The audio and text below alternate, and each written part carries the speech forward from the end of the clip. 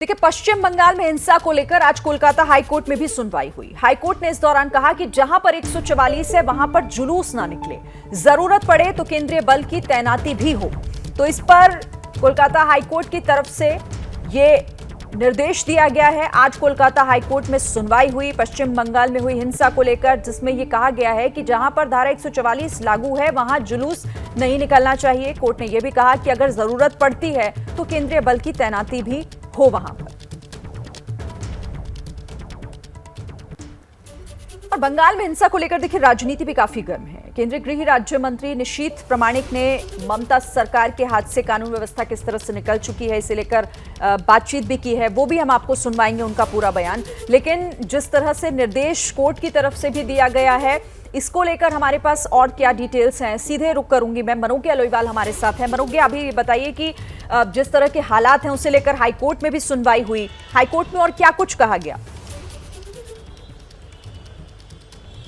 देखिए, हाईकोर्ट ने बड़ी तल्खी से एक बात तो साफ कर दी है कि अगर राज्य सरकार को लगता है कि केंद्रीय सरकार से मदद लेनी चाहिए और केंद्रीय सुरक्षा बल को तैनात करना चाहिए तो उसकी जरूरत पूरी करनी होगी, लेकिन किसी भी तरह की रोक नहीं लगाई जा सकती है। यानी कि राज्य सरकार के ऊपर एक और जहां सवाल उठ रहे थे बार बार, उसी पर कोर्ट ने अपनी मोहर लगा दी है, ये कहते हुए कि अभी तक जितने भी जुलूस हुए हैं या जितनी भी घटनाएं हुई हैं उसमें जवाबदेही राज्य सरकार की है। और दूसरी महत्वपूर्ण बात कि अगर कोई भी जुलूस हनुमान जयंती पर निकलता है, हालांकि टिप्पणी में कोर्ट ने यह भी कहा अदालत ने कि बहुत ज्यादा समर्थन नहीं करते हैं इस तरह के जुलूस का, लेकिन कई जगह ये सांस्कृतिक कार्यक्रम होते हैं जो दशकों से चलते चले आ रहे हैं, जिस पर राज्य सरकार की ओर से जवाब गया कि पिछले कुछ वर्षों से ही हनुमान जयंती और रामनवमी का प्रचलन बंगाल में शुरू हुआ है, जिसमें राजनीतिक कारण भी देखे जा सकते हैं।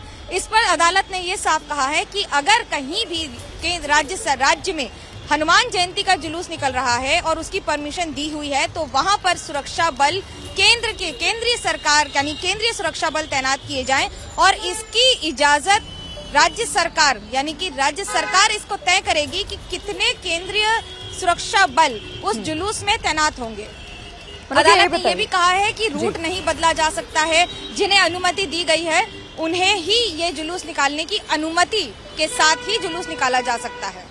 ठीक है, तो सीधे तौर पर यह तल्ख टिप्पणी की गई है और माहौल ना बिगड़े इसके लिए राज्य सरकार तैयारी करे, यह निर्देश दिया गया है। मनोज्ञ, लेकिन कल हनुमान जयंती है, उससे पहले कैसी तैयारियां आप देख रही हैं? कुछ तैयारियां की गई हैं, दिशा निर्देशों का कोई असर वहां पर दिखाई दे रहा है?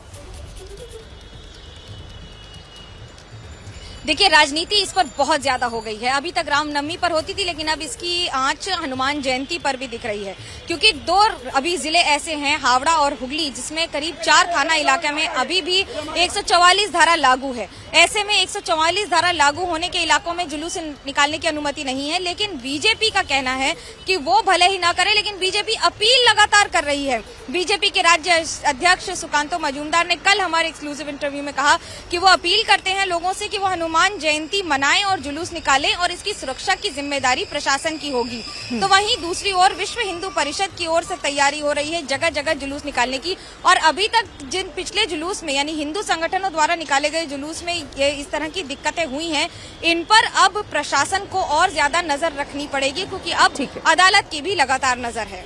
आप नजर बनाकर रखिएगा इस खबर पर। मनोज्ञ, आगे भी आपसे डिटेल लेते रहेंगे। फिलहाल आपका धन्यवाद। क्या मजबूरी है मेरी, बताइए। मैं अभी आपको बताती हूँ कि मैंने ओए होए होए होए नमकीन के चटकारे लेते हुए टकटकी मार के डिबेट शो को पॉज रिपीट कर करके देख रहे हैं जोगिंदर जी। इनकी तरह आप भी देखें अपने फेवरेट डिबेट्स को रिपीट कर और डाउनलोड कीजिए एबीपी लाइव ऐप अपने स्मार्ट टीवी पर।